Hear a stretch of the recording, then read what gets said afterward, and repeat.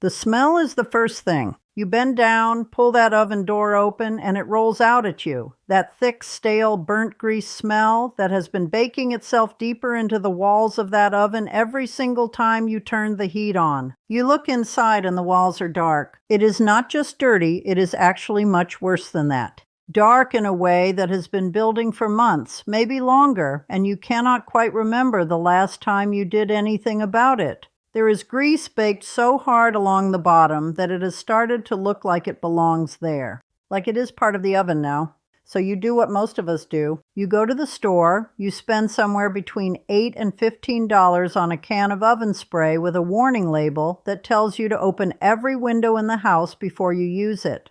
You put on your gloves to protect your hands from drying out.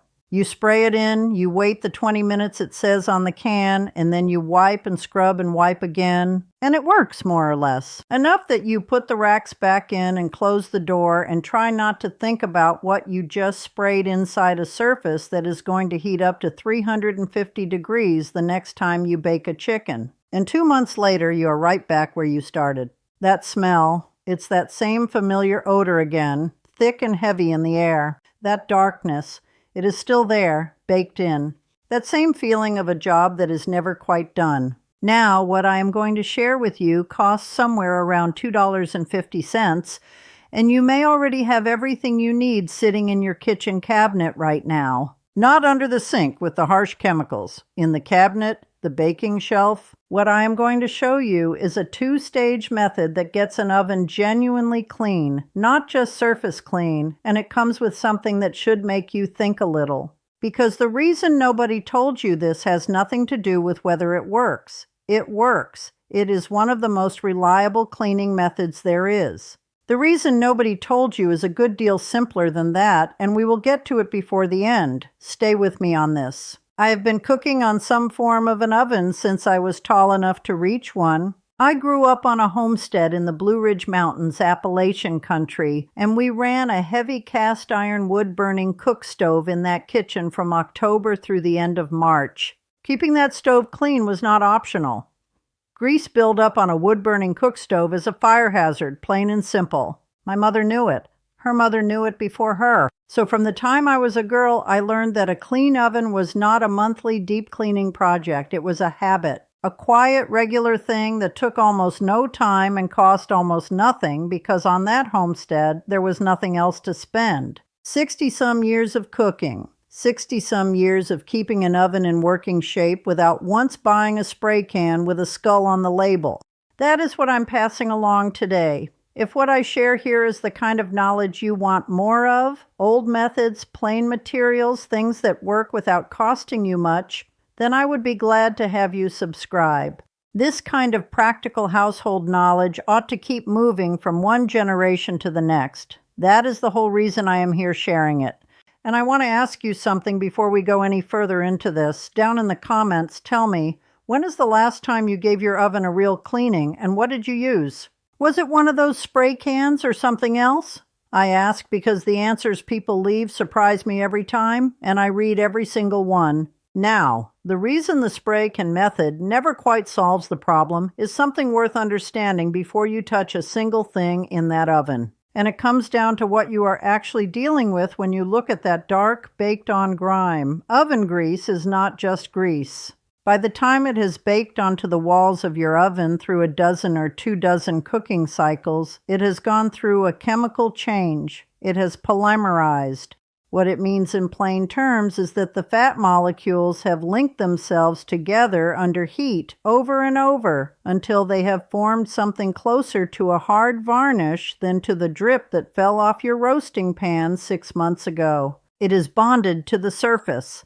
It does not respond the same way to a chemical spray that was designed for fresh grease and light soil. The spray softens the top layer, you wipe it away, and the deeper layers stay right where they are, ready to build up again the next time you cook. And that is why you end up doing it again in 2 months. The method I learned, and the one I still use, works differently. It works with the chemistry of what baked-on grease actually is, instead of trying to brute force it off the surface, and that is what the next part of this is about. Here is what baking soda does that the spray cannot. Baking soda is an alkali. That means it is chemically basic, on the opposite end of the scale from an acid. And polymerized grease, that hard varnished layer we talked about, breaks down when it meets something alkaline and wet and given enough time to work. Not in 20 minutes, not with aggressive scrubbing, over several hours with the paste sitting directly against the surface, drawing the moisture in and softening those bonded layers from the inside out. That is the whole principle. Patience does the work that the scrub brush cannot. White vinegar comes in second, and the reason is different. Vinegar is an acid. When you apply it after the baking soda paste has done its work, it reacts with the residue left on the surface and loosens anything the paste did not fully lift. You have probably seen baking soda and vinegar fizz together if you have ever done a kitchen science experiment or unclogged a drain that way. That fizzing is the two substances reacting, and in this context, it helps lift residue off the oven wall the way carbonation lifts a stain from fabric. Gently, without abrasion, without scratching the surface underneath. 2 materials: baking soda, roughly $1 for a box at any grocery store. White vinegar, around $1.50 for a bottle. You will not use the whole box or the whole bottle on one cleaning. This method costs you about $2.50 the first time you do it, and pennies after that because the same supplies last you months. That is the whole shopping list. Now there is one more thing that matters before we go step by step, and it is the part people miss the most: the racks. Oven racks are not the same surface as the oven walls.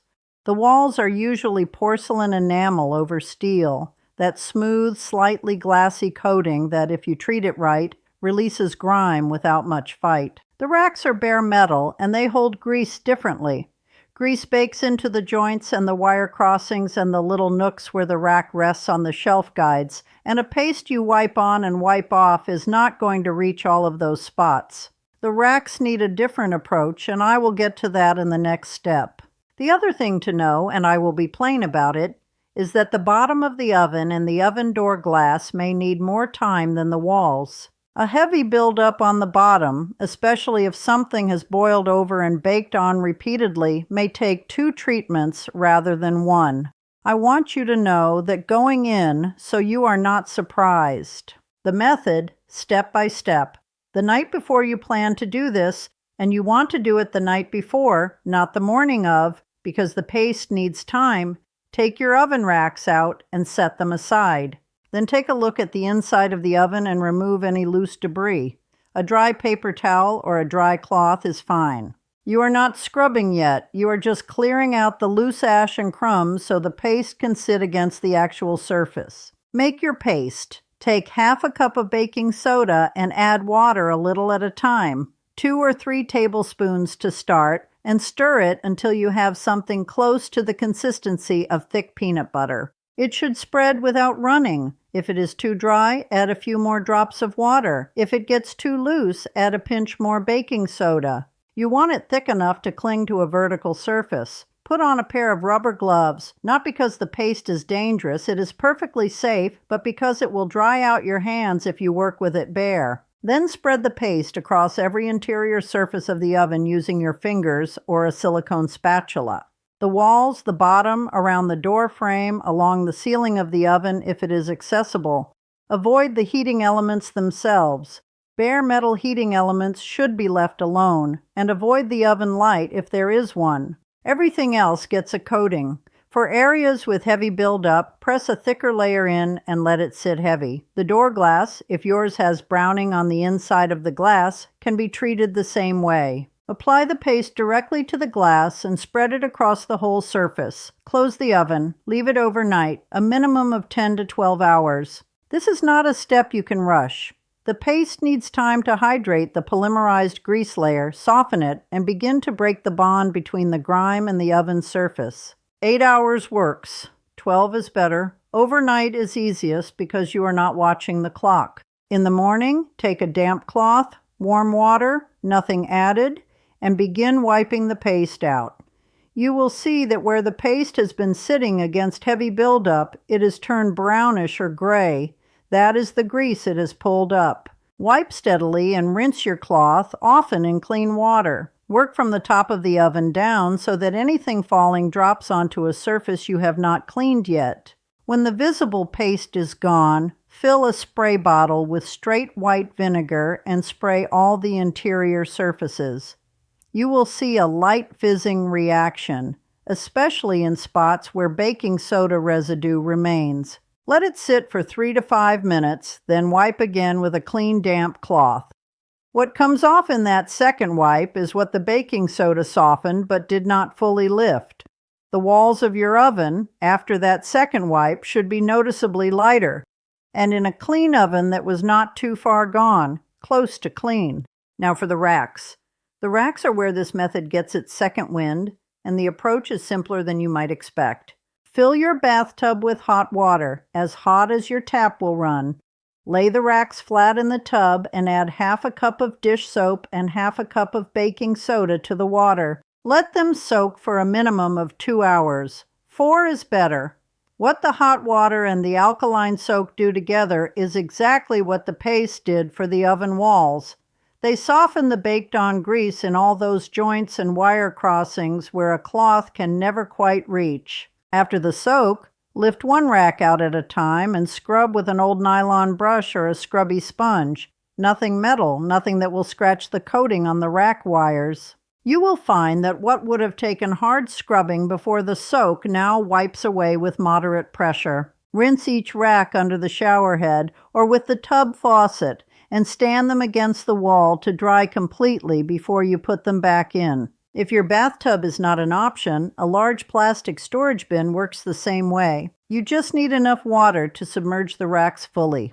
Dry your racks all the way through before returning them to the oven. Wet metal in a hot oven can cause spotting, and on older racks it can encourage rust to start at the joints. A towel dry followed by 30 minutes of air drying is enough. If you want to run the oven empty at a low heat, around 250 degrees Fahrenheit, for 10 minutes before putting the racks back, that will draw out any remaining moisture in the oven walls as well and leave everything dry and ready. Now I want to be straight with you about what this method will and will not do, because that matters more to me than having you walk away with an impression that does not hold up. This method, the baking soda paste, the vinegar wipe, the rack soak, will clean a heavily soiled oven that has months or even a year or two of accumulated grease buildup. It will do it without fumes, without caustic chemicals, without you needing to leave the house or worry about what is off-gassing the next time you preheat. For a standard residential oven in a home kitchen, it is as thorough a cleaning as you need. What it will not do is restore an oven that has been neglected for many years to the point where carbon deposits, true carbon, black and hard, have built up into thick layers. Carbon is not grease, and it doesn't behave like it. It does not respond to baking soda and vinegar the way polymerized fat does. If you look at the bottom of your oven and what you see is a thick black crust that is hard when you press a fingernail to it and does not smear or soften, that is carbon. At that stage, a single treatment of any home method will not get it fully clean. You may need 2 or 3 treatments over several days, or in a very extreme case, a professional service. I would rather tell you that plainly than have you expect a miracle and feel let down. The other honest limit is this. If your oven has a cracked or chipped enamel surface, spots where the smooth porcelain coating has flaked away and raw steel is exposed, be careful with moisture. Extended wetness against bare steel will encourage rust. Work quickly on those spots, dry them thoroughly, and if the chipping is significant, it is worth looking into whether your oven needs a repair before you clean it deeply. That is the truth of what this method is. Excellent for the everyday and the moderately neglected. Something to approach with patience for the severely neglected. Now the habit that makes sure you never get to severely neglected. My grandmother did not do a deep oven cleaning once a month. She did not need to. What she did, and what I have done for as long as I have kept my own kitchen, was tend to the oven the way she tended to everything else on the homestead. A little attention, regularly, so that nothing ever got far enough ahead of her to become a real problem. The habit is simple, and it is this. Every 2 weeks, or every time you notice a spill or a drip that made it to the oven floor, take 5 minutes and wipe the interior down with a damp cloth while the oven is still slightly warm from cooking. Make sure that the oven is not hot. It should be just warm to the touch, the kind of warm where you can hold your hand inside comfortably. Grease that has only been through 1 or 2 heat cycles has not polymerized yet. It is still soft and easy to wipe away. It wipes away with a damp cloth and nothing else. You do not need any kind of paste. You do not even need any vinegar. You do not need anything from the store. You just need the cloth and 2 minutes of attention. If something spills and bakes on between your regular wipe downs, sprinkle a small amount of baking soda directly onto the spill while the oven is still warm. Let it sit for 10 minutes and then wipe it up.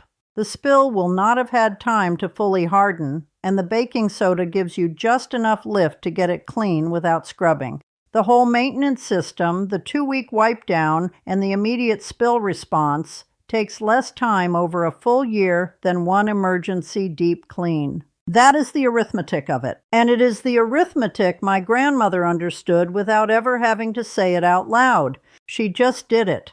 And the oven was always clean, and nobody ever had to spend a Saturday afternoon with rubber gloves and a scrub brush wondering how it got this bad. Do you have a kitchen habit like that, something small and regular that keeps a bigger problem from ever starting? Go ahead and leave a comment below. I am curious what other people have figured out on their own, the same way the old women in our hollow figured things out, through necessity and repetition, not through reading it on a label. The deep clean gives you a clean oven. The habit keeps it that way. And there is one more thing worth knowing, something about why nobody is selling you this information, and what that actually says about who is looking out for your household budget. Nobody is going to run a television advertisement for baking soda and vinegar. You will not see a glossy magazine spread for a method that costs $2.50 and works better than the $12 can. The oven cleaning product industry in the United States is worth hundreds of millions of dollars a year. That is certainly not a guess at all. That is what happens when an entire generation stops learning from the women who kept homes before them and starts reaching for whatever is on the shelf at eye level in the cleaning aisle. It is not that anyone designed it that way deliberately. It is simpler than that and in some ways more worth thinking about. When knowledge stops being passed down, when the practical household wisdom that grandmothers taught daughters who taught their own daughters gets interrupted for even one generation, a gap opens up, and into that gap products flow. Sprays and foams and kits with before and after photographs on the label. They are not lying to you exactly. They do work after a fashion, even if they leave a slight residue behind. The economics of it are very good for the company on the label, less good for the household budget of the person holding the can. There is no profit in baking soda. There is no profit in white vinegar and a damp cloth and 10 hours of patience. And that is exactly why no one has been selling you this. What I want you to sit with for a moment is what it means to know this now. Not just for your oven, for your whole approach to the home. The old women who raised me did not go to the store for every problem. They looked at what they had on the shelf, they thought about what they knew, and they found a way. That was not poverty thinking, that was intelligence. That was the kind of self-reliance that meant a household could weather a hard winter, a tight year, a bad crop, without falling apart at the first inconvenience. Knowing how to keep your own house is not a small thing. It never was. My grandmother kept her cookstove, a heavy cast-iron wood burner that sat in the corner of her kitchen and ran from the first frost through the mud of early April, in working order for over 40 years. She cleaned it with what she had. Knowing how to keep your own house is not a small thing. Keeping a house never was a small thing. My grandmother kept her cookstove, a heavy cast-iron wood burner that sat in the corner of her kitchen and ran from the first frost through the mud of early April, in working order for over 40 years. She cleaned it with what she had. Baking soda for the interior, a little salt for the stubborn spots on the cast-iron grates, white vinegar in a cloth for the enamel surround. She knew that a dirty stove was a less efficient stove, that grease buildup on a wood burner was a fire risk, and that a fire risk in a wooden farmhouse on a ridge with no fire station nearby was not something you invited in through laziness. So she tended to her stove regularly, a little regularly, without complaint, without a product with a warning label, without anyone needing to remind her. I watched her do it from the time I could stand at her elbow. I did not know I was learning something. It felt like just watching my grandmother move around her kitchen. But I carried it the way you carry things you watch often enough as a child, and 40 years later, I was doing the same thing in my own kitchen without ever having to think about it. That is how useful knowledge is supposed to travel, and somewhere along the way, for a lot of households, it stopped. You have this useful knowledge now. So here's what I want you to do this week. Pick up a box of baking soda, $1 at any grocery store, and a bottle of plain white vinegar, around $1.50. That is your full shopping list. The night before you have a free morning, pull your oven racks out, mix half a cup of baking soda with just enough water to make a thick, spreadable paste, and coat every interior surface of your oven. Close the door and leave it for 10 to 12 hours. In the morning, wipe the paste out with a warm, damp cloth, spray the interior with straight white vinegar, let it sit for 5 minutes, and wipe again. While the oven is drying, lay your racks in the bathtub with hot water, half a cup of dish soap, and half a cup of baking soda, and let them soak for 2 to 4 hours. Scrub lightly, rinse, dry completely, and return them to the oven. Then, 2 weeks from now, take 5 minutes with a damp cloth while the oven is still warm from dinner. That is the habit. That is the whole system. If this is the kind of household knowledge you want to keep receiving, plain, practical, old methods that cost almost nothing in work, go ahead and subscribe. There are people finding this channel every day who have been looking for exactly this kind of teaching, and I would be glad to have you among them. Tell me in the comments, are you going to try this method this week, and is there another room in your house where you feel like the cleaning has gotten ahead of you?